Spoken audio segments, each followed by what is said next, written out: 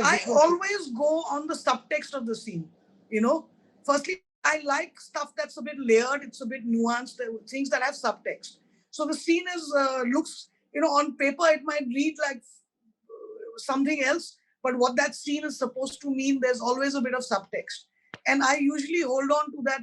That's where I take my cue from in terms of discussing whether it's art department, whether it's sitting down, with the production designer and figuring out colors, sets, what kind of thing, or with the DP or discussing what kind of shot taking to do, or background music, or, what I use for my cue is the subtext of the scene and the film.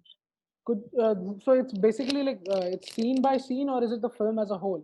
No, it has to be a whole, because I think that films have, you have a theme to the film, and that has to keep coming back recurringly.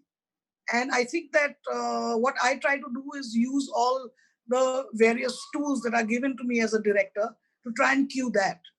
Could you break down a scene of yours like that, like where you directed it from, like taking cue from the subtext and how it turned out? Since we are talking about Talash so much, let's look at, one of the character's problem was that he couldn't sleep. Yeah.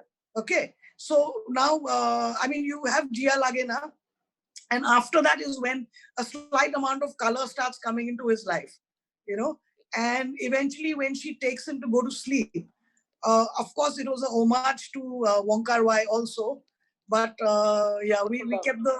But when she leads him down the corridor, and goes in, and he finally goes to sleep. So if you see the lead-in, we in terms of visually tried to slow down. So we used high speed at that point. When we went into the room, there was a burst of color in the room. Colors that we've, apart from the song, never used anywhere in the film. Just to cue some kind of healing happening to him.